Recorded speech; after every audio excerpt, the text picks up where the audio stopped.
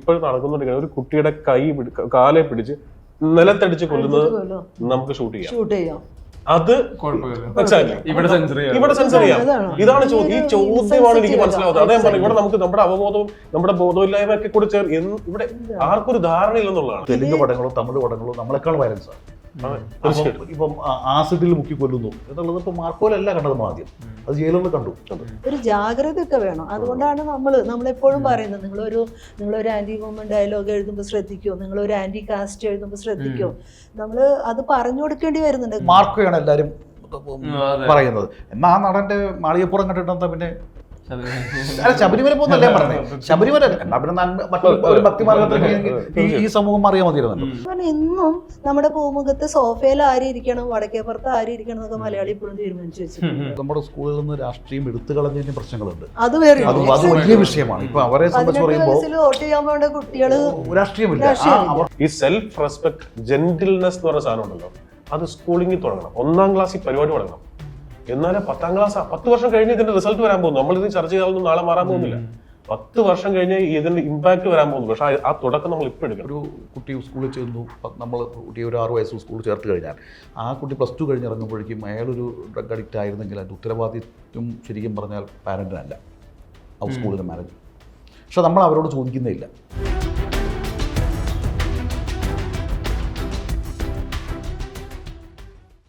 ലഹരിയും വയലൻസും യുവതലമുറയെ ഇഫക്റ്റ് ചെയ്യുന്നു, സൊസൈറ്റിയിൽ കൃത്യമായ ഇമ്പാക്റ്റുകൾ ഉണ്ടാക്കുന്നു. അതിൽ സിനിമയുടെ ഇൻഫ്ലുവൻസ് വളരെ വലുതാണെന്നാണ് ഏറ്റവും പുതിയ ചർച്ച.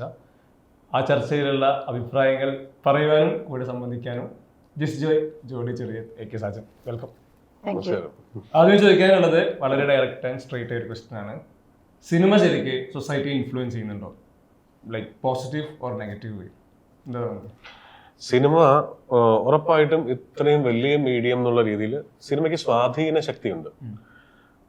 ഞാൻ ഒരിക്കൽ ഈ സൺഡേ ഹോളിഡേ എന്ന് പറഞ്ഞ സിനിമ നടക്കുമ്പോൾ ശ്രീനേട്ടൻ്റെ അടുത്ത് ചോദിച്ചു, ശ്രീനേട്ടൻ എന്തുകൊണ്ടാണ് കഥ പറയുമ്പോൾ എന്ന് പറയുന്ന സിനിമയിൽ പലപ്പോഴും ഈ പറയുന്ന റൈറ്ററുടെ ആദർശങ്ങളൊക്കെ ഈ ഹീറോയെ കൊണ്ട് പറയിപ്പിക്കാറൊക്കെ ശ്രമിക്കാറുണ്ടല്ലോ പല റൈറ്റേഴ്സും സിനിമയിലൂടെയൊക്കെ. മമ്മൂക്കയെ പോലത്തെ ഒരാള് സ്റ്റേജിൽ ഇപ്പൊ ആ വാചകം പറഞ്ഞില്ലെങ്കിലും കുഴപ്പമില്ല, എന്ത് സിനിമയ്ക്ക് ഒരു കലാസൃഷ്ടിക്കും അത്ര വലിയ സ്വാധീനശേഷി ഇല്ലെന്നാണ് ഞാൻ വിശ്വസിക്കുന്നത്. കാരണം മാമ്പഴം പറിച്ച കുട്ടികൾ പിന്നെയും തല്ലി മേടിച്ചു എന്ന് പറയുന്ന സംഗതി ആൾക്കാർ ചിരിച്ചു, അക്സെപ്റ്റ് ചെയ്തു. അത് നേരെ ഉൾട്ടേ ഇപ്പൊ ചോദിച്ചാൽ നേരെ സ്വാധീനിക്കുന്നില്ല എന്നാണ് പറയുന്നത്. ഒരു കലാസൃഷ്ടിയും സ്വാധീനിക്കുന്നില്ലെന്ന് പറഞ്ഞു. അപ്പൊ ശ്രീനേട്ടൻ ചിരിച്ചു, പ്രത്യേകിച്ച് മറുപടി ഒന്നും പറഞ്ഞില്ല. പക്ഷെ എന്റെ വ്യക്തിപരമായ അഭിപ്രായത്തിൽ സിനിമ എല്ലാ കലാസൃഷ്ടിയും സ്വാധീനിക്കുന്നുണ്ട്, സിനിമ പ്രത്യേകിച്ച് സ്വാധീനിക്കുന്നുണ്ട്. പക്ഷെ എപ്പോഴും നമ്മൾ ഇത് ചർച്ചയ്ക്കെടുക്കുന്നത് ഇത് വെച്ച് ഇപ്പോ നന്നായി എന്ന് പറയുന്ന സാധനത്തിനകത്തൊന്നും നമ്മളെ ഇൻഫ്ലുവൻസ്. ഇപ്പൊ ഞാൻ എത്രയോ സ്ഥലങ്ങളിൽ ഇത് പറഞ്ഞിട്ടുണ്ട്. കിരീടം എന്ന് പറയുന്ന സിനിമ എന്നെ എന്തുമാത്രം സ്വാധീനിച്ചിട്ടുണ്ട്. സ്ഫടികം എന്ന് പറയുന്ന സിനിമ ഇവിടുത്തെ എത്രയോ മാതാപിതാക്കളെയും വിദ്യാർത്ഥികളെയും അല്ലെ സ്വാധീനിച്ചിട്ടുണ്ട്. അപ്പൊ അതൊന്നും നമ്മൾ അന്ന് ചർച്ചയ്ക്ക് എടുക്കില്ല. പക്ഷെ എന്തെങ്കിലും സൊസൈറ്റിയിൽ ഒരു ആക്രമണം ഉണ്ടായാലോ, ഒരു പ്രശ്നം ഉണ്ടായാലോ, ഒരു കൊലപാതകം കൊണ്ടുപോകുമ്പോഴാണ് നമ്മൾ പെട്ടെന്ന് സിനിമ നെഗറ്റീവായി സ്വാധീനിക്കുന്നില്ലേ എന്ന് വരുന്നത്. അപ്പൊ എന്നോട് ചോദിച്ച ഒറ്റ വാചകത്തിൽ സ്വാധീനിക്കുന്നുണ്ട്. എനിക്കിതുമാതിരി സ്വാധീനിക്കുന്നുണ്ടോ ഇല്ല എന്നുള്ളൊരു ചോദ്യം വന്നു കഴിഞ്ഞാൽ തീർച്ചയായിട്ടും എല്ലാ കലാരൂപവും നമ്മളെ ഏതെങ്കിലും വിധത്തിൽ സ്വാധീനിക്കുന്നുണ്ട്. പക്ഷെ അതിൻ്റെ അർത്ഥം ഈ കലാരൂപം കൊണ്ട് മാത്രമാണ് സമൂഹത്തിൽ ഇത്തരത്തിലുള്ള വയലൻസിനെ ട്രിഗർ ചെയ്യുന്നത് എന്നുള്ള ഒരു നറേറ്റീവ് ഉണ്ടാവുന്നതിൽ എനിക്ക് വലിയ പ്രശ്നമുണ്ട്. കാരണം അങ്ങനെയല്ല. കാരണം ഇതെല്ലാം ഷോർട്ട് ടേമിലാണ് നമ്മളെ നയിക്കുന്നത്. പിന്നെ സ്വാഭാവികമായിട്ടും മനുഷ്യൻ എന്ന് പറയുന്നത് ഒരു ഭയങ്കര അഗ്രഷനുള്ള, വയലൻസ് ജന്മന ഉള്ള, അത് പിന്നീട് നെർച്ചർ ചെയ്തിട്ടും മാറ്റിയെടുക്കുന്നതാണ് അതുണ്ട്, നമ്മളിലുണ്ട്. അപ്പോൾ ആ വയലൻസിനെ നമ്മൾ ടേം ചെയ്തെടുക്കുന്ന പല സോഷ്യോ എക്കണോമിക്കലായിട്ടുള്ള ഘടകങ്ങളുണ്ട്. അതിനും കൂടി മനസ്സിലാക്കിയിട്ട് വേണം നമ്മൾ ഒരു തീർപ്പിലേക്കൊക്കെ എത്താനായിട്ട്. അപ്പോൾ സിനിമയിലെ വയലൻസ് എന്ന് പറയുന്നത് എക്സിസ്റ്റിംഗ് വയലൻസിനെ ആണ് സിനിമയും കൂടെ അഡാപ്റ്റ് ചെയ്യുന്നത്. സിനിമ സൊസൈറ്റിയിലുള്ളത് ഒന്നിനെയാണ് അഡാപ്റ്റ് ചെയ്യുന്നത്. അല്ലാതെ ഇവിടെ നിന്ന് ഒന്നും ഉണ്ടാക്കി സൊസൈറ്റിക്ക് കൊടുക്കല്ല. സിനിമയ്ക്ക് മനസ്സിലാവും ഈ ട്രെൻഡാണ് ഇപ്പോൾ കുറച്ചും കൂടി നല്ലത്. അപ്പം ഞാൻ പറയുന്നത് വെച്ചാൽ ഒരു വിഷ്വലായിട്ട് എന്ത് കാണുന്നു എന്നുള്ളത് നോക്കുമ്പോൾ 100 കൊല്ലത്തെ സിനിമയല്ല മനുഷ്യനെ വിഷ്വലി എപ്പോഴും ബാധിച്ചിട്ടുള്ളത്. അതിനു മുമ്പേ തന്നെയുള്ള പല കാര്യങ്ങളും മനുഷ്യരെ ബാധിക്കുന്നുണ്ട്. അപ്പോൾ ഇത് ജനിതക ഘടനയിലുണ്ടാവാം, എല്ലാത്തിലും ഉണ്ടാവാം. നമ്മളുടെ ബയോളജിക്കലി നമ്മൾ എങ്ങനെയാണ്, സൈക്കോളജിക്കലി നമ്മൾ എങ്ങനെയാണ്, ഇങ്ങനെയുള്ള പല പല എലമെൻസും ചേർന്നിട്ടാണെന്ന് തോന്നുന്നു ഒരു വയലൻസിനെ നമ്മൾ മനസ്സിലാക്കേണ്ടത്. സിനിമ തീർച്ചയായിട്ടും സ്വാധീനിക്കുന്നുണ്ട്, പക്ഷെ പഠനങ്ങൾ പറയുന്നത് അത് ഷോർട്ട് ടേം ആണ് ആ സ്വാധീനങ്ങൾ. അങ്ങനെയല്ലായിരുന്നെങ്കിൽ നമ്മളൊക്കെ വേറെ തരത്തിൽ ഒരു നിലയ്ക്കും തിരിച്ചു വരാൻ പറ്റാത്ത രീതിയിൽ സസ്റ്റൈനബിൾ അല്ല അത്തരം മാറ്റങ്ങൾ. പിന്നെ കുട്ടികളെ സംബന്ധിച്ച് അവർ കൂടുതൽ സ്വാധീനിക്കപ്പെടുന്നത് ഏറ്റവും അഗ്രഷനോടാണ്. കാരണം ബേസിക്കലി നമുക്കുള്ളതെല്ലാം കൂടുതൽ വയലൻസ് തന്നെ ആയതുകൊണ്ട് അഗ്രഷൻ എപ്പോഴും നമുക്ക് ഇഷ്ടമാണ്. അതുകൊണ്ടാണ് നമ്മൾ ഇപ്പോൾ ഫുട്ബോൾ കളിയിലൊരു വിഗർ വരുന്നത്, വേറൊരാളെ നമ്മളിങ്ങനെ തോൽപ്പിച്ച് മുന്നേറുകയാണ്. അപ്പോൾ ഈ ഒരു അഗ്രഷനെയൊക്കെ നമ്മൾ കാണുന്നത് എങ്ങനെയാണ്, സന്തോഷപൂർവ്വമാണ്. അപ്പോൾ ഈ തോൽപ്പിക്കുന്നതിൻ്റെ സന്തോഷം കുഞ്ഞുങ്ങളിലുണ്ട്, പക്ഷെ നമ്മൾ അതിനെ മനസ്സിലാക്കിച്ച് കൊടുക്കേണ്ടുന്ന വേറെ കാര്യങ്ങളും ഉണ്ട്. എനിക്ക് അതുകൊണ്ട് സിനിമ മാത്രമായിട്ട് ഒരു സമൂഹത്തിനെ വഴി നയിക്കുകയോ വഴി തെറ്റിക്കുകയോ ചെയ്യില്ല എന്നുള്ളൊരു അഭിപ്രായമുണ്ട്. ആദ്യത്തെ ചോദ്യം വ്യക്തിപരമായിട്ട് ചോദിച്ചാൽ എന്നെ ഇതൊരു സിനിമയെ സ്വാധീനിച്ചിട്ടില്ല, ഇതുവരെ സ്വാധീനിച്ചിട്ടില്ല. രണ്ടാമത്തെ കാര്യം, സമൂഹം സിനിമയെ സ്വാധീനിക്കുന്നുണ്ട്. മനസ്സിലായില്ലേ? സമൂഹം നമ്മൾക്ക് ഇപ്പോൾ ഈ കാണുന്നതെല്ലാം തന്നെ ഇതൊന്നും സിനിമയിൽ മാത്രമുള്ളതും സമൂഹത്തിൽ മാറി നിൽക്കുന്നതൊന്നുമല്ല, സമൂഹത്തിലുള്ളത് തന്നെയാണ് സിനിമ റിഫ്ലക്റ്റ് ചെയ്യുന്നത്. അപ്പോൾ ഈ പറയുന്ന ലഹരി ആയാലും ഈ പറയുന്ന വയലൻസ് ആയാലും ഒക്കെ ഒരുപക്ഷെ സിനിമയ്ക്ക് മുമ്പ് ഇത് സൊസൈറ്റി കാണുന്നുണ്ടാവും. ഈ പറയുന്ന അതിനപ്പുറത്ത് നമുക്ക് ഇതിനെല്ലാം മെറ്റീരിയൽ എടുക്കും, ടൂളായിട്ട് മെറ്റീരിയൽ എടുക്കുന്ന ഒരു കലാകാരൻ ഏത് സിനിമ മാത്രമല്ല, ഒരു കലാകാരൻ അയാളുടെ മെറ്റീരിയൽ എടുക്കുന്ന സൊസൈറ്റി തന്നെയാണ്. അപ്പോൾ ഈ പറയുന്ന ഇന്നാണ് നമ്മൾ ചർച്ച ചെയ്യുന്ന ഈ വിഷയവും സൊസൈറ്റി ഇല്ലാത്തതോ അല്ലെങ്കിൽ നമുക്ക് ഒരു മായ പോലെ കാണുന്നതല്ലല്ലോ, സിനിമയായിട്ട് തുടക്കമിടുന്ന അല്ല. അപ്പോൾ അതുകൊണ്ട് തീർച്ചയായിട്ടും പ്രതിസ്ഥാനത്ത് സിനിമയെ നിർത്തരുതെന്നാണ് എനിക്ക് പറയാനുള്ളത്. ഉടനീളം ഈ ചർച്ചയിൽ പ്രതിസ്ഥാനത്ത് ഞങ്ങൾ 3 പേരും നമ്മൾ 3 പേരും രണ്ടാമത്തെ കാര്യം അതൊരു ശരിയല്ല എന്നുള്ളത് നമുക്കത് സിനിമയിലേക്ക് മാത്രമായിട്ട് ഒതുക്കണ്ട. മറ്റൊന്ന്, സമൂഹത്തിലുള്ള എല്ലാ ആകുലതകളും അവർക്ക് തോന്നുന്ന ഈ ലഹരിയോട് തോന്നുന്ന എല്ലാ ടെൻഷനൊക്കെ സിനിമയിലുള്ള എല്ലാവർക്കും ഉണ്ട്. ഇത് ഞങ്ങളെ ബാധിക്കുന്ന ആളുകൾ, നമ്മളും സമൂഹത്തിൽ നിൽക്കുന്നതല്ലേ.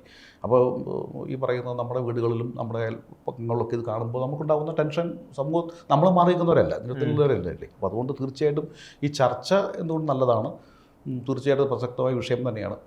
അപ്പോൾ നമുക്കിനി മുമ്പോട്ട് പോകുമ്പോൾ സംസാരിക്കാൻ കുറിച്ച് എനിക്ക് തോന്നിയിട്ടുള്ളത്, ഒരു കഴിഞ്ഞിടയ്ക്ക് ഒരു ഡോക്ടറുടെ ഒരു സ്റ്റേറ്റ്മെൻറ്റ് ഉണ്ടായിരുന്നു. അതായത് സിനിമ കാണാൻ വരുന്ന എല്ലാവർക്കും ഒരു സിനിമ ഹാളിൽ ഇരിക്കുമ്പോൾ ഇവരെല്ലാം പൈസ കൊടുത്ത് ടിക്കറ്റ് എടുത്ത് സിനിമ കാണുന്നത് എൻ്റർടൈൻമെൻറ്റ് പേർപ്പസിനാണ്. ഇത് ഫിക്ഷൻ ആണെന്നും ഇതൊരു റിയാലിറ്റി അല്ല എന്നും, സിനിമ ഒരിക്കലും റിയാലിറ്റി അല്ല, റിയലിസ്റ്റിക് അല്ല, ഓൾവേസ് ഇറ്റ്സ് ഫിക്ഷൻ. അതൊരു കഥയാണെന്ന് അവർക്കറിയാം. ആ കഥയിൽ കാണുന്ന വയലൻസ് ആവട്ടെ, ഡ്രഗിൻ്റെ യൂസ് ആവട്ടെ, ഇതെല്ലാം അതിനകത്ത് ആ ഫ്രെയിം വർക്കാണ് നടക്കുന്നത്. ഇതൊന്നും ഞാൻ എടുക്കേണ്ടതോ ഞാൻ കൊണ്ടുപോകേണ്ടതോ അല്ല, ഇത് ഞാൻ എൻജോയ് ചെയ്യുന്നു, ഞാനൊരു സിനിമയായിട്ട് ഇതിനെ കാണുന്നു എന്ന മെൻറ്റാലിറ്റിയാണ് 90% ആളുകളും വരുന്നത്. എന്നാൽ 10% ചിലപ്പോൾ ഇത് എഫക്റ്റ് ചെയ്യാം. പക്ഷെ ആ 10% എഫക്റ്റ് ചെയ്യുന്നതിൽ ഡോക്ടർ പറയുന്ന സ്റ്റേറ്റ്മെന്റ് ഈസ് അത് അവരുടെ മെന്റൽ ഹെൽത്ത് അടക്കമുള്ള പല ലെയറുകളിൽ അവിടെ ഹുക്ഡായി എടുക്കുമ്പോഴാണ് അവരൊരു ടേക്ക് അവേ ആയിട്ട് അതിനെടുക്കുന്നതും റിയൽ ലൈഫിൽ ഇതിനെ പ്രാക്ടിക്കലി അപ്ലൈ ചെയ്യാൻ ശ്രമിക്കുന്നതും. ഒരു കുഞ്ഞ് ഇപ്പം നമ്മളിപ്പോൾ റീസെൻ്റ്ലി എടുക്കുമ്പോൾ നമ്മളൊരു 20 വർഷത്തെ ഒരു എടുത്താൽ മതി, ഒരു ടൈം ഫ്രെയിം എടുത്താൽ തന്നെ സിനിമ എന്ന് പറഞ്ഞതിനേക്കാളും കൂടുതൽ കുട്ടികൾ ഇന്ന് സ്പെൻഡ് ചെയ്യുന്നത് അവരുടെ ലാപ്ടോപ്പ് അല്ലെങ്കിൽ TV പോലെയുള്ള, അല്ലെങ്കിൽ നമ്മളിപ്പോൾ പ്രത്യേകിച്ചും 10-15 വർഷമായിട്ട് ഈ ഇൻ്റർനെറ്റിൻ്റെ വ്യാപനത്തോട് കൂടിയിട്ട് എല്ലാവർക്കും ഈസിലി എല്ലാം ആക്സസബിളാണ്. ഒരു ഭാഗത്ത് നമ്മൾ എല്ലാതരം വയലൻസിനെ നോർമലൈസ് ചെയ്യുന്ന ഒരു കാലം കൂടിയാണ്. ഇപ്പോൾ വെച്ചാൽ ഇന്ന് ഈ ഗെയിം പോലെയാണ് നമ്മൾ വാറ് കാണുന്നത്. ഇന്ന് പലസ്തീൻ യുദ്ധം ആയിക്കോട്ടെ, സിറിയ ആയിക്കോട്ടെ, ബോംബ് ഇങ്ങനെ വീഴുന്നു, മനുഷ്യർ ചിതറിത്തെറിക്കുന്നു, കെട്ടിടങ്ങൾ ചിതറിത്തെറിക്കുന്നു. ഇതിന് വളരെ നോർമലായിട്ട് നമ്മൾ കണ്ടുകൊണ്ടിരിക്കുന്നു. ഇനിയിപ്പോൾ ക്രിയേറ്റ് ചെയ്യപ്പെടുന്ന ഗെയിമുകൾ, കമ്പ്യൂട്ടർ ഗെയിമുകൾ, അതിൽ തന്നെ ഡ്യൂട്ടി ഓൺ കോൾ എന്ന് പറയുന്നത് ഏറ്റവും വയലൻസ് ഉള്ള ഒരു ഗെയിമാണത്.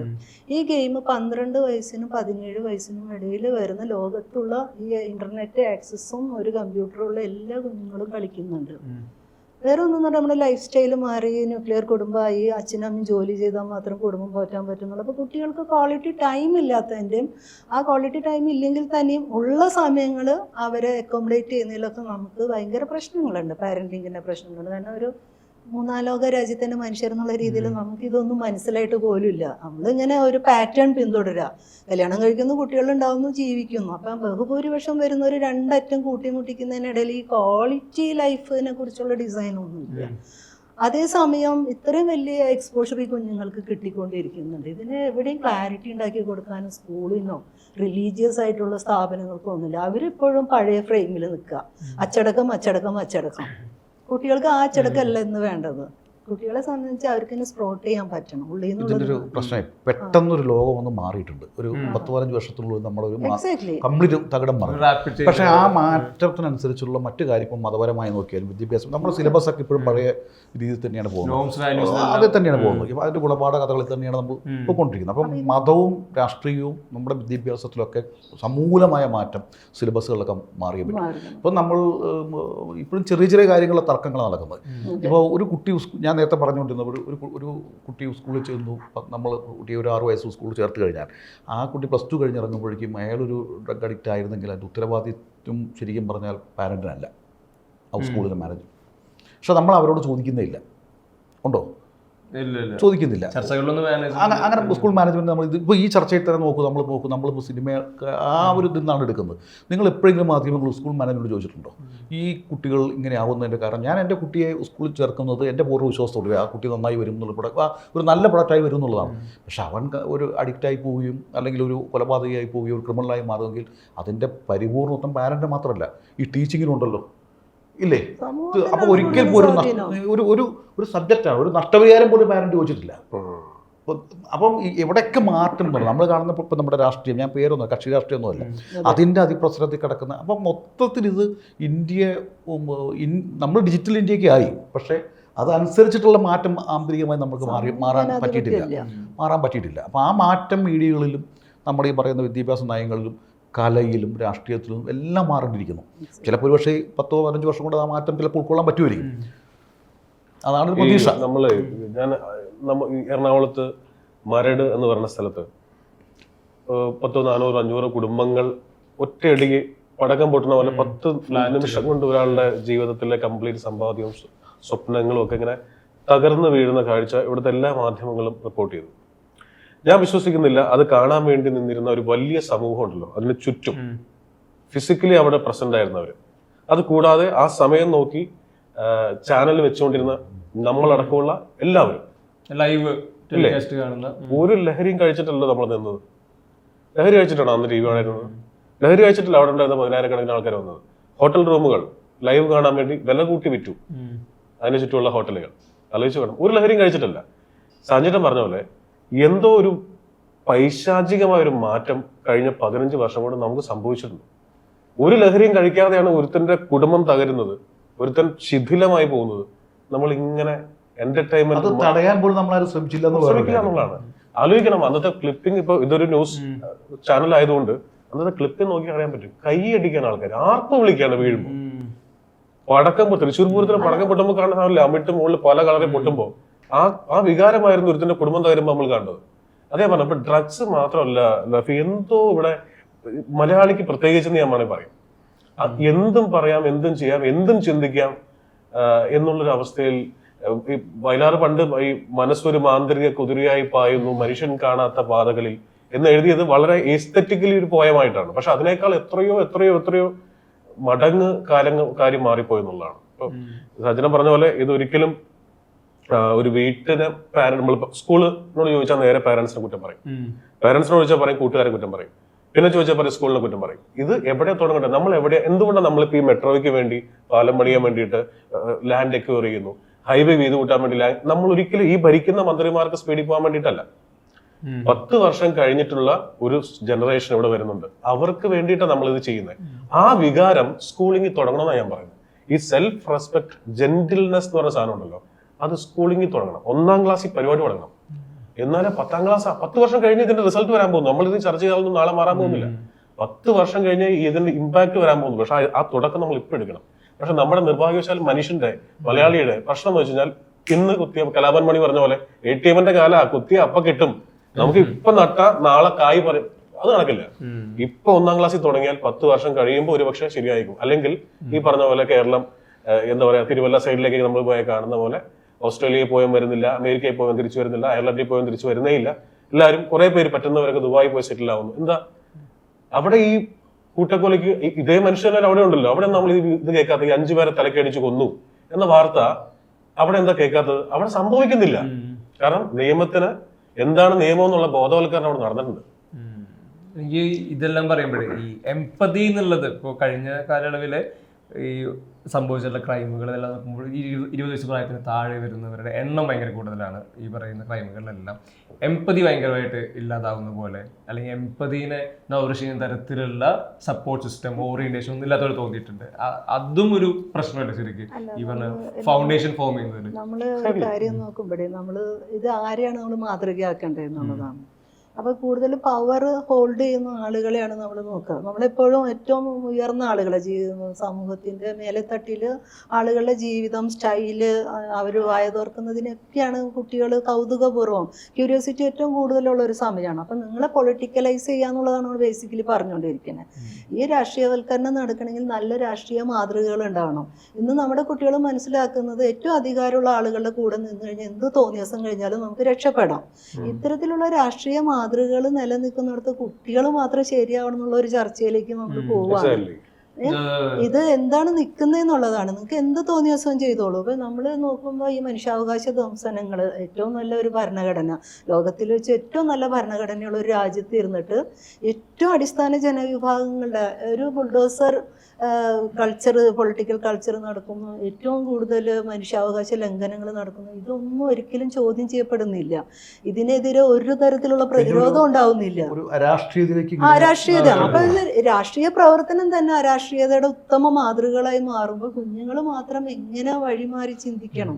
അവർക്കൊരു റോൾ മോഡൽ ഒന്നുമില്ല. നമ്മുടെ സ്കൂളിൽ നിന്ന് രാഷ്ട്രീയം എടുത്തു കളഞ്ഞതിന് പ്രശ്നങ്ങളുണ്ട്. അത് വേറെ വലിയ വിഷയമാണ്. ഇപ്പൊ അവരെ സംബന്ധിച്ച് പറയുമ്പോൾ വോട്ട് ചെയ്യാൻ വേണ്ട കുട്ടികൾ രാഷ്ട്രീയമില്ല, അവർക്ക് അഡ്രസ് ചെയ്യുമ്പോൾ ഒരാളില്ല. ഇപ്പൊ ആ കുട്ടികൾ ഇപ്പൊ SFIയിലോ KSUയിലോ ഏത് നിന്നാലും അവരുടെ മുകളിൽ അവരുടെ നേതാക്കന്മാർക്ക് ഒരു പിടുത്തമുണ്ട്, ഒരു കൺട്രോളുണ്ട്. അല്ലെങ്കിൽ അവർക്ക് അറിയാം, പേരെടുത്ത് പറയാൻ അറിയാം. ഇതിപ്പോൾ ആർക്കും കലാലയത്തിൽ നിന്നും രാഷ്ട്രീയം, അല്ലെങ്കിൽ നമ്മുടെ സ്കൂൾ കലാലയങ്ങൾ അല്ലെങ്കിൽ രാഷ്ട്രീയം എടുത്തു കളഞ്ഞത് ഒരു മണ്ടൻ തീരുമാനമായി പോയി. തീർച്ചയായിട്ടും അതൊക്കെ കോടതിയിൽ അപ്പീൽ പോയി നമ്മൾ തിരിച്ചു പിടിക്കേണ്ട സമയം കഴിഞ്ഞു. അത് രാഷ്ട്രീയ പാർട്ടികൾ ഒരുമിച്ച് ആലോചിക്കേണ്ട കാര്യങ്ങളാണ്. അത് ആ കൗമാരത്തിൽ അവരൊരു ഒരു ഫോമിങ്ങിലാവുന്ന സമയത്ത് അവരെ നയിക്കാനൊന്നും ഈ പാഠപുസ്തകങ്ങൾ മാത്രം പോരാ, അധ്യാപകർ മാത്രം പോരാ. നമ്മൾ പറഞ്ഞു തുടങ്ങിയ പോലെ നമുക്ക് സിനിമ കാണുമ്പോൾ എനിക്ക് തോന്നിയിട്ടുള്ളൊരു കാര്യം ഇതാണ്. പലപ്പോഴും നമ്മൾ സിനിമയിൽ, ഞാൻ പറഞ്ഞ ഇപ്പോൾ ഞാൻ നേരത്തെ കിരീടവും സ്പടിയും ഒക്കെ പറഞ്ഞ് ഞാനന്ന് ചെറുപ്പമായിരുന്ന ഒരു 10ാം ക്ലാസ്സിൽ പഠിക്കുന്ന പ്രായത്തിലുള്ള കാര്യമാണ് ഈ പറയുന്നത്. അത് കഴിഞ്ഞ് നമുക്ക് അത്യാവശ്യം തിരിച്ചറിവും ബോധമൊക്കെ ഉണ്ടായി കഴിയുമ്പോൾ പിന്നെ നമ്മൾ സിനിമ കാണുമ്പോൾ എടുക്കുന്നത് നമുക്ക് ആവശ്യമുള്ളത് മാത്രമേ നമ്മൾ എടുക്കുന്നുള്ളൂ. ഫിൽറ്ററിംഗ്. എക്സാക്ട്ലി, നമുക്കുള്ളത് മാത്രമാണ് ടേക്ക് അവേ ആയിട്ട് നമ്മൾ വീട്ടിൽ കൊണ്ടുപോകുന്നുള്ളൂ. എക്സാമ്പിൾ, മിഥുനം വരവേൽപ്പ്. ഒരു ഫാക്ടറി തുടങ്ങാൻ ഒരാൾ കഷ്ടപ്പെടുന്ന ട്രാക്കാണ് മിഥുനത്തിന്റെ ഒരു പ്രധാന ട്രാക്ക്. വരവേൽപ്പിന്റെ ട്രാക്ക് ഒരു ഗൾഫുകാരൻ പ്രവാസി വന്നിട്ട് നാട്ടാൻ തിരിയാണ് ഒരു വ്യവസായ ഒരു ബസ് വാങ്ങിച്ചതിന് ശേഷം. അന്ന് നമ്മൾ കണ്ട് മോഹൻലാലിന് വേണ്ടി വേദനിച്ചതുപോലെ ഈ കൈക്കൂലി വാങ്ങിക്കുന്ന ഓഫീസറും വേദനിച്ചിട്ടുണ്ട്. അയ്യോ, മോഹൻലാലിന്റെ ആ ഫാക്ടറി തുടങ്ങാനായിട്ട് ഉമ്മാര് സമ്മതിക്കണില്ല കേട്ടോ, വണ്ടി ഓടിക്കാൻ ഉമ്മാര് സമ്മതിക്കണില്ല. പക്ഷെ അവൻ ഓഫീസിൽ വന്നിട്ട് പിന്നെ ചെയ്യുന്ന എന്താ? അവൻ ഓഫീസിൽ വന്ന് ചെയ്യുന്ന എല്ലാവരും അല്ലേ ഞാൻ പറയുന്നത്, അവൻ ഇത് തന്നെയല്ലേ പിന്നെ ചെയ്യുന്നത്. അപ്പൊ നമുക്ക് ആവശ്യമുള്ളത് മാത്രം എടുക്കുകയും സിനിമയുടെ ഉള്ളിൽ മാത്രം കൈയടിക്കുകയും വീട്ടിൽ വരുമ്പോൾ ഞാനത് മനസ്സിലായോ? അങ്ങനെ നോക്കുകയാണെങ്കിൽ ഏറ്റവും കൂടുതൽ മതവിശ്വാസികളുള്ള ഒരു രാജ്യത്ത് നമ്മൾ ജീവിക്കുന്നത്.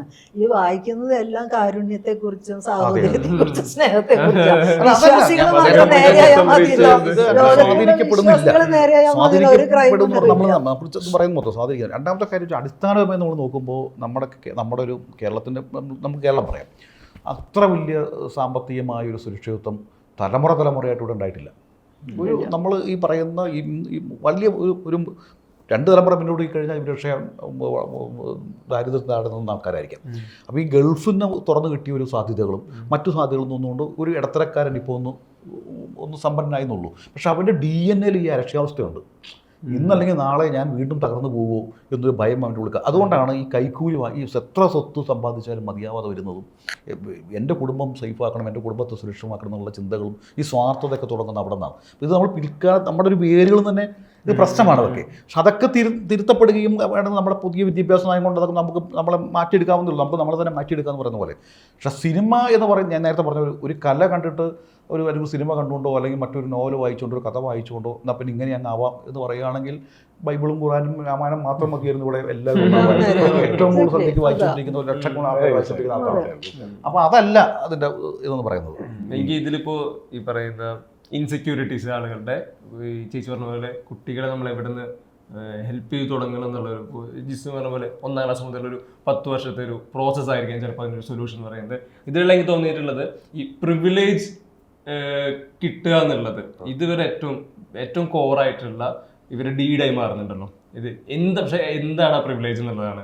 ചിലപ്പോൾ ഞാനൊരു പിയർ ഗ്രൂപ്പിൽ സിഗരറ്റ് വലിക്കുന്നതായിരിക്കാം, ഇങ്ങനെ മദ്യപിക്കുന്നതായിരിക്കാം, അല്ലെങ്കിൽ ഈ പറഞ്ഞ സിന്തറ്റിക് ഡ്രഗ്സ് ഉപയോഗിക്കുന്നതായിരിക്കാം, അല്ലെങ്കിൽ ഇപ്പോൾ ഞാൻ ഇയാളെ ഒരു ഇന്ന സൈക്കോളജിക്കൽ ലെവലിൽ ഞാനൊരു വയലന്റ് ആക്ട് ചെയ്യുമ്പോൾ അവിടെ എനിക്ക് കിട്ടുന്ന ഡോമിനൻസ് ആയിരിക്കാം എൻ്റെ പ്രിവിലേജ് എന്ന് പറയുന്നത്. പവർ അതോറിറ്റേറിയൻ കൾച്ചറാണ് ചെയ്യാൻ പറ്റുന്നത്. ഈ പ്രിവിലേജ് ഡിമാൻഡ് ചെയ്യുന്ന സൊസൈറ്റി പണ്ടും ഉണ്ടായിരുന്നു, പല തലങ്ങളിലായിരുന്നു. എന്നാൽ അതിൻ്റെ ആംഗിളുകൾ മാറുന്നുണ്ട്. ഇതും ശരിക്കൊരു കൃത്യമായ ഓറിയന്റേഷൻ കൊടുക്കേണ്ട, കൃത്യമായിട്ടുള്ള അതിനൊരു ഡിവിഷൻസ് വെക്കേണ്ട ഒരു മേഖലയല്ലേ? അതിലെന്തൊരു ടേക്ക് ശരിക്കും? തീർച്ചയായിട്ടും. ഒന്നെന്ന് പറഞ്ഞാൽ പ്രിവിലേജ് എന്ന് പറയുമ്പോൾ നമ്മളുടെ ഇന്നും ജാതീയമായിട്ടും കൂടി നിലനിൽക്കുന്നതാണ്. ജാതിനെ നമ്മൾ അഡ്രസ്സ് ചെയ്യാത്തോടത്തോളം കാലം ഈ ഒരു മനുഷ്യരുടെ ഈ വിവേചനം എന്ന് പറഞ്ഞ സാധനം ഉണ്ടല്ലോ, ഇത് ഏറ്റവും കോർ ലെവലിൽ മനുഷ്യർ എല്ലാ ഇൻസ്റ്റിറ്റ്യൂഷനിലും അത് അനുഭവിക്കുന്നുണ്ടെന്നുള്ളതാണ്. ഇതിൻ്റെ ഒരു പക എന്ന് പറയുന്നത് അത് അനുഭവിക്കുന്നവർക്കേ മനസ്സിലാവുള്ളൂ. നമുക്ക് എളുപ്പമാണ് ഇവർ ജാതി കോംപ്ലക്സ് ആണെന്ന് പറയാൻ. പക്ഷെ നമുക്കറിയാം, ഒരു വിനായകൻ സംഭവിക്കുമ്പോൾ തന്നെ ഇവിടെ വേറൊരു പ്രിവിലേജ്ഡ് ഗ്രൂപ്പിൽ നിന്ന് എത്രയോ ഡ്രഗ് ഡീലിംഗ് ഒക്കെ നടത്തുന്ന ഒരാളും അങ്ങനെ നമ്മൾ കാണുന്നില്ല. ഒരാളുടെ തൊലി നിറം കൊണ്ട്, സ്റ്റൈല് കൊണ്ട് നീ കഞ്ചാവല്ലേ എന്ന് ചോദിക്കാൻ കഴിയുന്നത് ആരോടാണെന്നുള്ളതാണ്. അപ്പം ഇതൊരു പ്രിവിലേജാണ്. ആരോട് എന്ത് ചോദിക്കണം. അപ്പം ഞാൻ പറഞ്ഞ ഇത്തരത്തിലുള്ള ഭയങ്കര ബിറ്റർനെസ് നമ്മുടെ കുട്ടികൾക്ക് വരുന്നുണ്ട്. എന്നൊരു വലിയ ഫേമസ് ആയിട്ടുള്ള ഒരു സ്കൂളിൽ ഒരു കുട്ടി തൊലി നിറം കറുത്തതിൻ്റെ പുറത്ത് ഡെയിലി റെഗുലറായിട്ട് ഹ്യൂമിലിയേറ്റ് ചെയ്യപ്പെട്ടിട്ട് അവനത് ടോളറേറ്റ് ചെയ്യാൻ പറ്റാണ്ട് 22ാം നിലയിൽ നിർത്തി ചാടി മരിക്കുകയാണ്. അത് ചിമ്പാൻസിന്നും അല്ലെ നീഗ്രോ കുട്ടിയെന്ന് വിളിച്ചിട്ടു. അപ്പം ഞാൻ പറയും, ഇത്രമാത്രം വംശീയത കുഞ്ഞുങ്ങളിൽ കിട്ടുന്നുണ്ടെങ്കിൽ മുതിർന്നവരാണ് അതിന് ഉത്തരവാദികൾ. മുതിർന്നവരുടെ സംഭാഷണങ്ങളിൽ നിന്നും അവർ കുട്ടികളെ ഡീൽ ചെയ്യുന്നതിൽ നിന്നും മറ്റു മനുഷ്യരെ അവർ പരിഗണിക്കുന്നതിൽ നിന്നൊക്കെ ഞാൻ പറഞ്ഞു, ഇന്നും നമ്മുടെ പൂമുഖത്ത് സോഫയിൽ ആരിയിരിക്കണം, വടക്കേപ്പുറത്ത് ആരിയിരിക്കണം എന്നൊക്കെ മലയാളി ഇപ്പോഴും തീരുമാനിച്ചു വെച്ചിട്ടുണ്ട്. അപ്പൊ ഇങ്ങനെ ഒളിച്ചു കടത്തുന്ന ജാതി എന്ന് പറഞ്ഞൊരു പ്രശ്നത്തിനെയും കൂടി അഡ്രസ് ചെയ്തില്ലെങ്കിൽ ഈ ഒരു അപകടമുള്ള സാധനമാണ്. അപ്പൊ ഞാൻ പറഞ്ഞു വെച്ചാല്, നമ്മൾ ഈ ബേസ് ലെവൽ വയലൻസിനെ മാത്രം നമ്മൾ ട്രിഗർ ചെയ്യുകയും ചെയ്യും, കൺട്രോൾ ചെയ്യുകയും ചെയ്യും. കാരണം ഇവരെ മാത്രമേ കിട്ടുള്ളൂ. നിങ്ങൾ മലയാളിയുടെ DNA-യിലുള്ള പ്രശ്നമുണ്ടല്ലോ, ഈ പണമുള്ളവനെ, അധികാരമുള്ളവനെ മാത്രം ആരാധിക്കുക, വിജയിച്ചവനെ മാത്രം ആരാധിക്കുക, അയാൾ അനുകരിക്കുക എന്ന് പറയുന്നതൊക്കെ, അത് ഞാൻ പറയുന്നതൊക്കെ മുമ്പോട്ട് പോകുമ്പോൾ മാറിക്കോളും. ഇതൊക്കെ ഒരു മലയാളിയുടെ സംസ്കാര ബോധത്തിന്റെ ശൈവ അവസ്ഥയിലാണ് പോകുന്നത് എന്നുള്ളതാണ്. അപ്പൊ റീസെന്റ് നമ്മളുടെ ഓരോ കാര്യങ്ങൾ, ഇപ്പോൾ ഒരു സോഷ്യൽ സയൻസ് എന്നുള്ള രീതിയിൽ മലയാളിയുടെ ജീവിതങ്ങൾ എടുക്കുമ്പോൾ നമ്മൾ കൂടുതൽ റിഗ്രസീവ് ആയിട്ടാണ് പോകുന്നത്. കാരണം കൂടുതൽ മതാത്മകമായ ഒരു സമൂഹമായി മാറുന്നു. ഇതിനകത്ത് മനുഷ്യർക്ക് ഒരു ബ്രീത്തിങ് സ്പേസ് ഇല്ല. നമ്മുടെ കുട്ടികളൊക്കെ ആത്മഹത്യയിലേക്ക് പോകുന്നു. ഇപ്പൊ നമ്മളിവിടെ ഡ്രഗിന്റെ കാര്യം പറയുമ്പോൾ ഏറ്റവും കൂടുതൽ സ്ത്രീധന മരണങ്ങൾ നടക്കുന്നുണ്ട്, ഏറ്റവും കൂടുതൽ സെക്ഷൽ അബ്യൂസ് നടക്കുന്നുണ്ട്. പക്ഷെ അതേസമയം കോടതികൾ പറയുന്നത് മാരിറ്റൽ റേപ്പിനെ റേപ്പായി കണക്കാക്കരുത്, അത് ഭർത്താവിന്റെ അവകാശമാണെന്ന് പറയുന്ന ഏറ്റവും റിഗ്രസീവായ വിധികൾ വരുന്നുണ്ട്. ഇതിന്റെ ഒരു ഭയങ്കര കോൺഫ്ലിക്റ്റിലാണ് ഈ മനുഷ്യര് ജീവിക്കുന്നത്. അല്ലാതെ ഈ ജുഡീഷ്യറിയും ഇത്തരമുള്ള രാഷ്ട്രീയങ്ങളും എല്ലാ അധികാര സ്ഥാപനങ്ങളും എല്ലാം കൂടി ചേർന്നിട്ട് വേണം ഇത് കറക്റ്റ് ചെയ്യാൻ. മറുപടി പറയേണ്ടത് സിനിമയ്ക്ക് വീണ്ടും നമുക്ക് ചെയ്യാവുന്നത് സിനിമയിലൂടെ ഇത്തരം വിപത്തിനെ തുറന്നു കാണിക്കാൻ പറ്റും. 30 വർഷം മുമ്പാണ് ഒരു 30 വർഷം മുമ്പാണ് മദ്രാസിലെ മോൻ എന്ന് പറഞ്ഞ സിനിമ റിലീസ് ചെയ്തത്. അതിൽ റെനി ജോർജ് എന്ന് പറയുന്നത് ഒരു 30-35 വർഷം മുമ്പാണ്. അദ്ദേഹം പൈശാചികമായ ഒരു എല്ലാവർക്കും അറിയാവുന്ന കൊലപാതകമാണ്. അന്ന് റെനി പറയുന്നത് എന്താണ്, റെനി അന്ന് മയക്കുമരുന്നിനും ഇതിനൊക്കെയാണ്. അപ്പൊ ഇത് 35 വർഷം മുമ്പ് ഈ പ്രശ്നമുണ്ട് ഇവിടെ. അതിനുശേഷം റെനി എത്രയോ മാറി മാനസാന്തരപ്പെട്ടു, വേറൊരു ജീവിതം നയിച്ചു. അത് പക്ഷെ റെനി ഒരിക്കലും അത് സിനിമയാണ് അയാളെ അങ്ങനെ ആക്കിയെന്ന് പറയുന്നില്ല. ഇത് പലപ്പോഴും സംഭവിച്ചു പോകുന്നത്, ഏതെങ്കിലും ഒരു മരണം നടക്കുമ്പോൾ ഈ സ്വയം ആത്മരക്ഷ അല്ലെങ്കിൽ ഒരു രക്ഷപ്പെടാനുള്ള ഒരു മറയായിട്ടൊക്കെ ഏതും സിനിമയുടെ പേര് പറയും. ഇതങ്ങനെ തന്നെ കുറ്റപത്രത്തിൽ എഴുതി വയ്ക്കുകയും ചെയ്യും. അങ്ങനെയാണ് ഇത് സിനിമയിലേക്ക് മാത്രം ഈ ചർച്ച മാറുന്നത്. സിനിമയോട് ഇതിലേക്ക് മാത്രം ഈ ചർച്ച ഒതുക്കരുത്. ഇതിൻ്റെ ഉത്തരവാദികളായിട്ടുള്ള ജുഡീഷ്യറിയും നമ്മുടെ ഇൻസ്റ്റിറ്റ്യൂട്ട്, നമ്മുടെ രാഷ്ട്രീയവരോടെല്ലാം നിങ്ങൾ നിരന്തരം ചോദിച്ചുകൊണ്ടിരിക്കണം. ഇല്ലെങ്കിൽ എന്താണെന്ന് വെച്ച് കഴിഞ്ഞാൽ ഇത് ഞങ്ങൾ എന്നും ഇങ്ങനെ പ്രശ്നം വരുമ്പോൾ ഞങ്ങൾ വന്നുകൊണ്ടിരിക്കും. ഇതിൻ്റെ എല്ലാം കാരണം ഇവിടെ ഈ കേരള സമൂഹത്തിനും അല്ലെങ്കിൽ ഇന്ത്യൻ സമൂഹത്തിൽ നടന്ന എല്ലാ ക്രൈമിൻ്റെയും ഇത്തരമുള്ള എല്ലാ വിഷയങ്ങളും സിനിമയാണെന്ന് പറഞ്ഞാൽ സത്യത്തിൽ നമ്മോട് തന്നെ ഇപ്പോൾ ഒരു വെച്ചാല് സിനിമ എന്ന് പറയുന്നത് ഒരുപാട് പണം അറിയുന്ന ഒരു ഇടമാണ് എന്നുള്ളതിന്റെ പുറത്ത് അവിടെ എല്ലാവർക്കും എല്ലാം സാധ്യമാണെന്നുള്ള തെറ്റിദ്ധാരണയാണ്. മാർക്കോയാണ് എല്ലാവരും പറയുന്നത്. എന്നാൽ ആ നടൻ്റെ മാളികപ്പുറം കണ്ടിട്ടെന്താ പിന്നെ ശബരിമല പോകുന്നല്ലേ പറഞ്ഞത്? ശബരിമല എന്നാ പിന്നെ മറ്റൊരു ഭക്തിമാർഗത്തിൽ ഈ സമൂഹം അറിയാൻ മതിയായിരുന്നല്ലോ. അപ്പൊ എത്ര കുറച്ചാ സ്വാധീനിക്കുന്നത് നോക്ക്. അപ്പൊ അതല്ല പ്രശ്നം. അല്ല, ഈ പറഞ്ഞ നാർക്കോട്ടിക്സ് ഡേർട്ടി ബിസിനസ് എന്ന് പറയുന്ന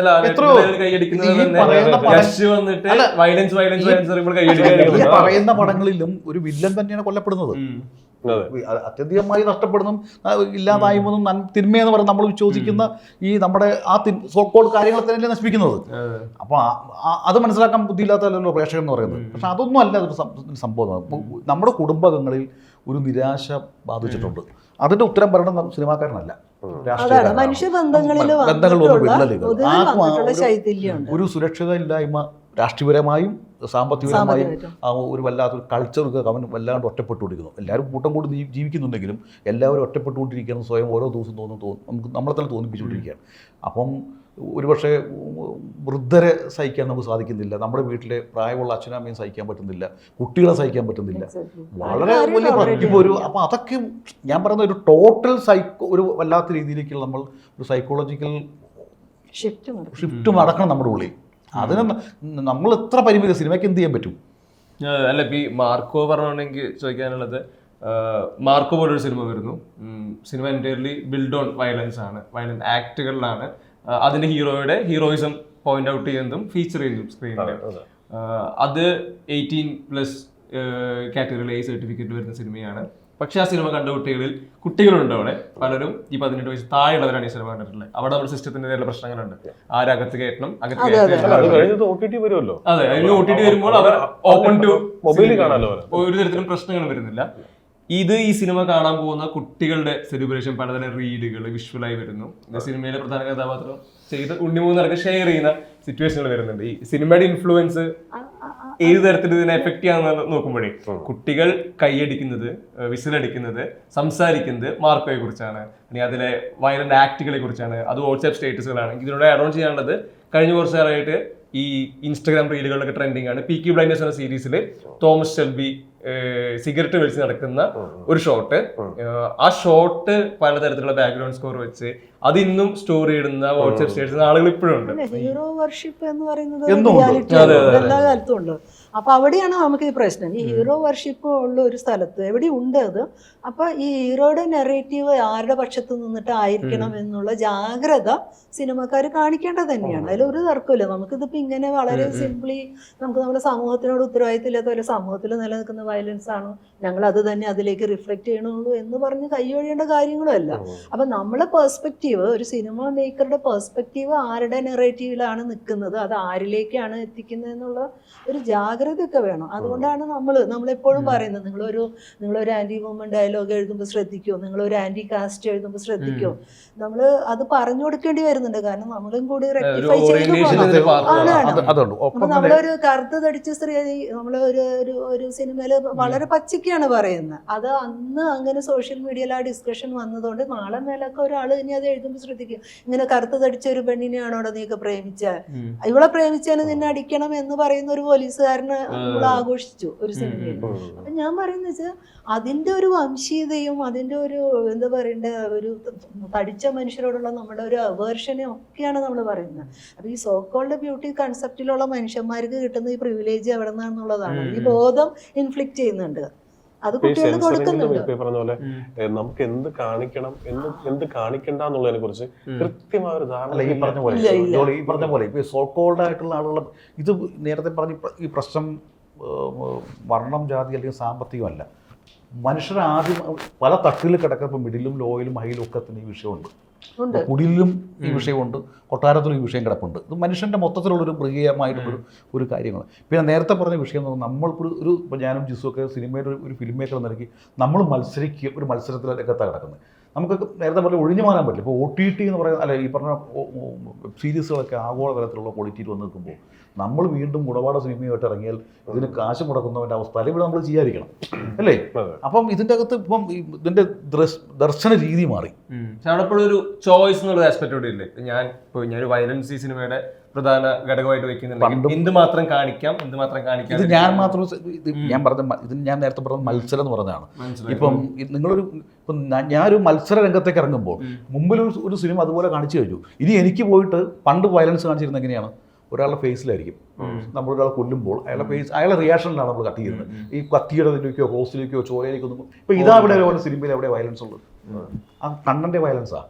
പക്ഷെ പലപ്പോഴും അതിൻ്റെ അകത്ത് കിടക്കുന്നത് വലിയ കൊലപാതകം നടക്കുമ്പോൾ മധുസാറിൻ്റെ സോമൻ സാറിൻ്റെ ഒക്കെ മുഖത്താണ് നിൽക്കുന്നത്, പോസ്റ്റ് വെച്ചിട്ടുള്ളത്. അങ്ങനെയാണ്, അങ്ങനെ റിയാക്ഷനിലാണ് പോയിരുന്നത്. അവിടെ നിന്ന് കണ്ട് ശീലിച്ചൊരു മനുഷ്യൻ പിന്നെ അതിൽ നിൽക്കാതെയായി. പിന്നെ അത് പോയി. പിന്നെ കത്തിയുടെ കോഴ്സിലേക്ക് വന്നു. ഇപ്പം എന്ത് സംഭവിച്ചു പറഞ്ഞാൽ പുതിയൊരു ദർശന രീതി വന്നപ്പോൾ, ഇതിൻ്റെ പുതിയ ടെക്നോളജിയൊക്കെ മാറിക്കഴിഞ്ഞപ്പോൾ നമുക്കിപ്പോൾ ഒരുപാട് കളറിംഗ് ഒക്കെ വന്നു കഴിഞ്ഞപ്പോൾ ഇത് എത്രത്തോളം ഭീകരവും അതിൻ്റെ സൗന്ദര്യത്തിലേക്ക് എത്തിക്കാമോ അത്രത്തോളം അതിന് സാധ്യത വന്നത് സിനിമയല്ല. OTT തുറന്നു കൊടുത്തോടുകൂടി, വെബ് സീരീസ് തുറന്നു കൊടുത്തോടുകൂടി ലോക നമ്മുടെ വന്നത്. അപ്പോൾ ഈ ഇതിനോട് വേണം നമ്മൾ മത്സരിക്കാൻ. അപ്പോൾ നമ്മളിവിടെ ഇരുന്നുകൊണ്ട് നമ്മളൊരു ഇതിൻ്റെ ഒരു മാർക്കറ്റിങ്ങിലേക്ക് കിടക്കുമ്പോൾ ഒരു പ്രൊഡ്യൂസർ കാശ് മുടക്കുന്ന മുമ്പിൽ നമുക്കിങ്ങനെയൊന്നും ചെയ്യാൻ പറ്റില്ല, ഇങ്ങനെ ചെയ്ത് തരുമ്പോൾ ആ പടം പരാജയപ്പെടും. അപ്പോൾ നല്ല കണ്ടന്റ് കൂടുന്നൊക്കെ പറയും, പക്ഷെ എത്രയോ നല്ല കണ്ടന്റുള്ള സിനിമകൾ പരാജയപ്പെട്ടിട്ടില്ല. ഈ ഞാൻ പറഞ്ഞു തുടങ്ങിയ സംഭവം ഈ സെൻസറിങ്ങിനെ കുറിച്ച് ഇപ്പൊ ഞാൻ അതിൽ ഒരു പ്രത്യേകിച്ച് ഒരു വിഭാഗത്തിൽ ഒരു ബോർഡിനൊന്നും അല്ല പറയുന്നുണ്ട്. അത് മൊത്തത്തിലുള്ള ഒരു അവബോധവും ബോധമില്ലായ്മയും കൂടി ഒരു ചേർന്ന് പറഞ്ഞു. എന്ത് കാണിക്കണം, എന്ത് കാണിക്കേണ്ട, ആൾക്ക് അറിയാതെ പറഞ്ഞ പോലെ എന്ത് വരെ കാണിക്കാം, ലിമിറ്റ് എന്താണ്, ഇതിനെ കുറിച്ച് നമുക്ക് ധാരണയില്ല. ഫോർ എക്സാമ്പിൾ വിജയ് സൂപ്പറും പൗർണമിയും എന്ന് പറയുന്ന സിനിമയിൽ സിദ്ദിഖ് ആ വീട്ടിലൊരു പശുവുണ്ട്. ആ പശുവിനെ പുള്ളിക്ക് ഭയങ്കര സങ്കടം വരുമ്പോൾ ഇയാൾ കൊണ്ട് പുല്ല് കൊടുത്തിട്ട് അതിനൊന്ന് തടവിട്ട് വീട്ടിലെ അവസ്ഥ അതിനോട് പറയും. എനിക്ക് ഭയങ്കര ഇഷ്ടപ്പെട്ട് എഴുതിയൊരു സീനാണ് ഇത്. നമ്മൾ സെൻസറിങ്ങിലേക്ക് പോകുന്ന സമയത്ത് നിങ്ങൾ ഹരിയാനയിൽ പോകണം കേട്ടോ. എന്താ പശുവിനെ കാണിച്ചല്ലോ, അനിമൽ ഏതാണെങ്കിലും, ഇപ്പൊ അതിനൊരു ആടാണെങ്കിലും പട്ടിയാണെങ്കിലും ഞാൻ ഹരിയാനയിൽ പോകണം. ഞാൻ ഹരിയാനയിൽ പോകാനോ? അതെ, അവിടെ പോയിട്ട് വേണം ഇത് ചെയ്യാനായിട്ട്. നടപടിയാവുന്ന സീനല്ല. ഞാൻ ഇതിന്റെ പരിപാടികൾ തുടങ്ങി കുറെ കഴിഞ്ഞപ്പോൾ ആൾക്കാർ ഒരു നടപടിയാവില്ല, കുറെ സമയമെടുക്കും എന്നൊക്കെ പറഞ്ഞത് നടന്നില്ല. അപ്പൊ ഞാൻ പറയുന്നത് എനിക്ക് ആ സീൻ അങ്ങനെ എടുത്ത് മാറ്റുന്നത്, ഒരു പശുവിനെ ഇങ്ങനെ തലോടിയിട്ട് പുല്ല് കൊടുക്കുന്ന സീനാട്ടോ, അത് അങ്ങനെ എടുത്ത് മാറ്റി. പകരം ഇപ്പോഴും നടക്കുന്നുണ്ടെങ്കിൽ ഒരു കുട്ടിയുടെ കാലെ പിടിച്ച് നിലത്തടിച്ച് കൊല്ലുന്നത് നമുക്ക് ഷൂട്ട് ചെയ്യാം. അത് ഇവിടെ സെൻസർ ചെയ്യാം. ഇതാണ് ഈ ചോദ്യമാണ് എനിക്ക് മനസ്സിലാവുന്നത്. അതേ പറഞ്ഞു, ഇവിടെ നമുക്ക് നമ്മുടെ അവബോധവും നമ്മുടെ ബോധമില്ലായ്മയൊക്കെ കൂടി ഇവിടെ ആർക്കൊരു ധാരണയില്ലെന്നുള്ളതാണ്. എന്ത് കാണിക്കാം, എന്ത് കാണിക്കണ്ട, ഇത് അത് മാത്രമല്ല. നമ്മൾ തെലുങ്ക് പടങ്ങളും തമിഴ് പടങ്ങളും നമ്മളെക്കാൾ വയലൻസാണ്. ഇപ്പം ആസിഡിൽ മുക്കി കൊല്ലുന്നു എന്നുള്ളത് ഇപ്പൊ മാർക്കോലല്ല കണ്ടത്, ആദ്യം അത് ജയിലുകളിൽ കണ്ടു. അപ്പൊ ഇത്തരമുള്ള കില്ലിംഗ് രീതികൾ പുതിയത് നമ്മൾ പരീക്ഷിച്ച് ഇനി അടുത്തതിന് ആസിഡ് മുക്കാൻ പറ്റില്ല. ഇനി അതിലും വലിയ ആസിഡ് കണ്ടെത്താൻ വേറെ രീതി കണ്ടെത്തണം. അല്ല, നമ്മളിപ്പോഴും ഇത് പറയുമ്പോഴേ ഞാൻ പറഞ്ഞില്ലേ, നമ്മള് ഓരോ ദിവസവും ഇപ്പൊ നമ്മള് ഫേസ്ബുക്കിൽ എടുക്കുമ്പോൾ നമ്മള് ഓരോ വാർത്തകളും വന്നോണ്ടിരിക്കും. അപ്പൊ നമ്മള് കാണുന്നത് ഇവര് സ്നിപ്പേഴ്സ് ഇപ്പൊ റെഡ് ക്രോസിന്റെ അവരുടെ വണ്ടിയിൽ രക്ഷപ്പെടുത്തി കൊണ്ടുപോകുന്ന കുട്ടികളെയാണ് കൊല്ലുന്നത് വെടിവെച്ച്. അപ്പൊ നമ്മളിത് കണ്ടുകൊണ്ടിരിക്കുകയാണ്. വളരെ ലൈവായിട്ട് രക്ഷപ്പെട്ട് നടന്നു പോകുന്ന അഭയാർത്ഥികളായ മനുഷ്യന്മാരുടെ മേലേക്ക് ബോംബ് എറിയുന്നു. അവര് അപ്പൊ തന്നെ വാനിഷ്. അപ്പൊ ഇങ്ങനത്തെ എല്ലാ വയലൻസിനെയും നോർമലൈസ് ചെയ്യുകയും ഇതിലൊന്നും ഒരു പ്രതിഷേധം പോയിട്ട് നമുക്ക് ഇതിനകത്ത് ഒരു ലോക കോടതി എന്തെങ്കിലും ഉണ്ടെന്നോ ഒരു സ്റ്റാൻഡ് പോലും അങ്ങനെ ഇല്ലാത്ത മനുഷ്യരാണ് ഈ സിനിമയില് നമ്മളെ ഈ വയലൻസിനെ മാത്രം നമ്മൾ ഹൈലൈറ്റ് ചെയ്യാൻ ശ്രമിക്കണം എന്നുള്ളതാണ്. അതൊരു അപകടമാണ്. അതേസമയം ഈ പറഞ്ഞ മാതിരി ജിസ് പറഞ്ഞതുപോലെ തന്നെ ഒരു തരത്തിലുള്ള ഒരു സെൻസിബിലിറ്റി ഇല്ലാത്ത നമ്മളുടെ സെൻസറിങ്. അപ്പൊ ഇതേപോലെ തന്നെയായിരുന്നു ഞങ്ങളുടെ കോഴിപ്പോര് എന്ന് പറഞ്ഞ സിനിമയ്ക്ക് ഗാഗുൽത്തായിലെ കോഴിപ്പോരെന്നായിരുന്നു ആദ്യം. അപ്പൊ അവരെന്താ പറഞ്ഞതെന്ന് അറിയോ? ഒന്ന് ഗാഗുൽത്ത റിലീജിയസ് സെന്റിമെന്റ്സിനെ ബാധിക്കും. എനിക്ക് മനസ്സിലായി. ഗാഗുൽത്ത എന്ന് പറഞ്ഞ ഒരു ലൈൻ ഉണ്ട് അവിടെ. അപ്പൊ അവിടെയുള്ള രണ്ട് വീട്ടിലെ മനുഷ്യരുടെ ഒരു കുഞ്ഞു തർക്കാണ്. അത് മാത്രമേ അതിൽ ഉദ്ദേശിച്ചുള്ളൂ. രണ്ടാമത് അതിനകത്ത് കോഴി. അപ്പൊ കോഴീനെ നമ്മൾ വാങ്ങുമ്പോ കാലിൽ പിടിച്ചിട്ടാ കൊടുക്കുക. സാധാരണഗതിയിൽ കോഴീനെ അങ്ങനെയല്ല. അപ്പൊ അവര് പറയുന്നത് ഇത് മൃഗപീഡനത്തിൽ വരും ഇത്ര. അപ്പൊ ഈ പ്രൊഡ്യൂസർ ചോദിക്കാണ്, അല്ലെങ്കിൽ കോഴിനെ ഒക്കത്ത് വെച്ച് വരാൻ പറ്റുമോ?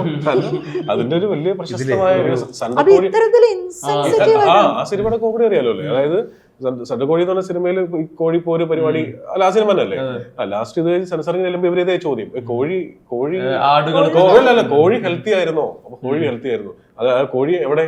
അതിനെ ഞങ്ങള് ഷൂട്ട് കഴിഞ്ഞപ്പോ കറി വെച്ച് തിന്നു പറഞ്ഞു.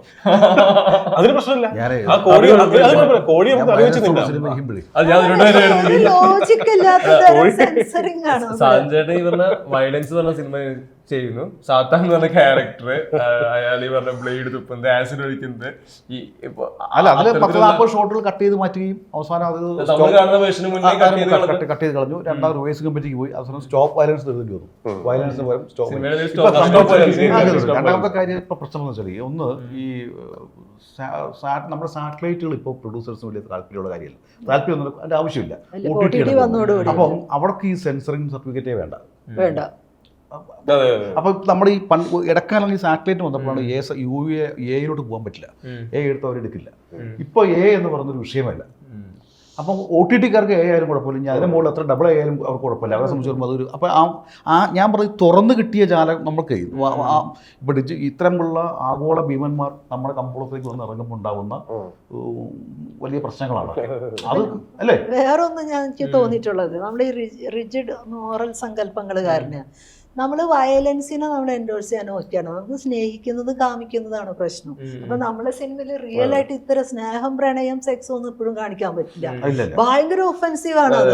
അപ്പൊ ഒട്ടും ഒഫൻസീവ് ഇല്ലാത്തത് അതാണ്. നമുക്കിപ്പോ നമ്മളിപ്പോ ഒരു സർട്ടിഫിക്കറ്റ് എന്ന് പറയുമ്പോൾ നമ്മളെ സംബന്ധിച്ച് ഇപ്പൊ ന്യൂഡിറ്റി, വയലൻസ്, ഡ്രഗ്സ്, അബ്യൂസ് ഇതെല്ലാം വരുന്നതിലാണ് ഒരു A സർട്ടിഫിക്കറ്റ്. പക്ഷെ നമ്മളത് ആകെ സെക്സ് എന്ന് മാത്രമേ മനസ്സിലാക്കുന്നുള്ളൂ. അപ്പൊ അതുകൊണ്ട് A സർട്ടിഫിക്കറ്റ് ഉള്ള ഒരു പടം എന്ന് പറഞ്ഞാൽ നമ്മളെ സംബന്ധിച്ച് വയലൻസ് ഉള്ളത് മാത്രമേ നമുക്ക് ചെയ്യാനുള്ള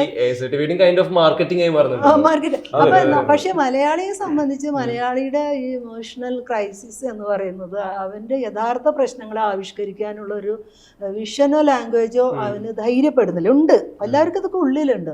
പക്ഷെ ഇത് എവിടെയും അത് എക്സ്പ്രസ് ചെയ്യാനുള്ള ഒരു ധൈര്യമില്ലാത്തതുകൊണ്ട് അവൻ മാക്സിമം ഇതിൽ ഫോക്കസ് ചെയ്യുന്നത് വയലൻസിലൂടെ ഇത് കാണിക്കുക എന്നുള്ളതാണ്. മറ്റേത് എപ്പോഴും നമ്മൾ അക്സെപ്റ്റബിൾ ആയിട്ടില്ല. അതാണ് പ്രശ്നം. അല്ല, അങ്ങനെയുള്ള ഒരുപാട് ഈ വൈരുദ്ധ്യങ്ങൾ നമ്മുടെ മുമ്പിലുണ്ട്. അത് ഇതിപ്പോൾ ഈ പറഞ്ഞ പോലെ ഇത് അവർക്കും ഈ അധികാരികൾക്കും ഇതിനെക്കുറിച്ചൊരു എനിക്ക് തോന്നുന്നു ബോധ്യമില്ല എന്നുള്ളതാണ്. പിന്നെ അധികാരികൾ എന്ന് പറയുന്നത് പോലെ ഇന്നൊരു പ്രൊപ്പഗൻഡ സിനിമയുടെ വക്താക്കളാവുകയും അത്തരത്തിലുള്ള ഒരു എന്താ പറയുക ആധുനിക ബോധവും യുക്തികളും ഉള്ള സിനിമകളെ മുന്നോട്ട് വെക്കുക, അല്ലെങ്കിൽ പൊളിറ്റിക്കലി ഒരു ക്രിട്ടിക്കൽ പോയിന്റിൽ നിന്നിട്ട് സിനിമ സംസാരിക്കുക എന്നൊക്കെ പറയുന്നത് ഒട്ടും ആർക്കും ഇഷ്ടമുള്ള ഒരു കാര്യമല്ല. അപ്പൊ അങ്ങനെയുള്ള ഭയങ്കര പരിമിതികൾ ഫിലിം മേക്കേഴ്സിന് വരുന്നുണ്ട്, റെസ്ട്രിക്ഷൻസ്. കൂടുതൽ സബ്ജക്റ്റ് ഓറിയന്റഡ് ആയി മാറുന്ന സമയത്ത് അതിന് എവിടെയെങ്കിലും ഒരു പ്രീച്ചി സ്വഭാവം വരുമ്പോൾ ആ സിനിമ കാണാൻ ആളുകൾ തിയേറ്ററിലേക്ക് എത്താത്ത സാഹചര്യം ഇപ്പൊ ഉണ്ടല്ലോ. ഇന്നും തുറന്ന് ഇടപെടാനോ നമുക്കൊരു വിമുഖതയില്ലാതെ മനുഷ്യനെ കൺഫ്രണ്ട് ചെയ്യാൻ പേടിക്കുന്നത് ഏറ്റവും കൂടുതൽ ലോകത്തിനോട് എക്സ്പോഷർ ഉള്ള മലയാളികൾ തന്നെയാണ്. ഇത്രയും ഭയത്തോടെ മനുഷ്യനെ ഡീൽ ചെയ്യുന്നത് എവിടെയും ഞാൻ കാണുന്നില്ല. അതുകൊണ്ടാണല്ലോ നമുക്ക് നൈറ്റ് ലൈഫ് എന്ന് പറഞ്ഞതൊക്കെ ഇപ്പോഴും സങ്കല്പിക്കാൻ. നൈറ്റ് ലൈഫ് ആണോ അത് എന്നാൽ പിന്നെ അത് മോശം പരിപാടിക്കാണ്. നൈറ്റ് ലൈഫിനെ കുറിച്ചുള്ള മലയാളിയുടെ സങ്കല്പം 7 മണിക്ക് ശേഷം നമ്മൾ പുറത്തു പോകാൻ അതൊക്കെ വഴിവിട്ട ജീവിതത്തിനാണ്. നമ്മളിപ്പോൾ ഈ ചർച്ചയുടെ അടിയിൽ വരുന്ന കമന്റ്സ് നോക്കിക്കോളൂ. പ്രായം ഇതിന് പ്രായമൊന്നും ഇല്ലെന്നേ. ഇതിന് തെറി വിളിക്കാൻ പ്രായമൊന്നുമില്ല. കുട്ടികൾ മാത്രമല്ല, കുട്ടികൾ പിന്നെയും ഭേദമാണ്. ഞാൻ പറയുന്നത് അറിയോ,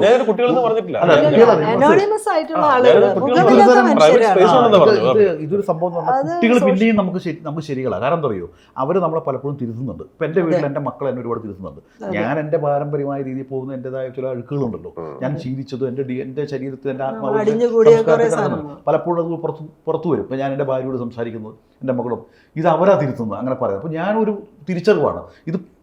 അങ്ങനെ പറയുമ്പോൾ ആദ്യമൊക്കെ എനിക്ക് ഭയങ്കര ദേഷ്യം തോന്നി. പിന്നെ എനിക്ക് തോന്നി നല്ല ഗുരുക്കന്മാരാണുള്ളവർ. നന്നായിട്ട് നമ്മളെ പഠിപ്പിക്കുന്നുണ്ട്.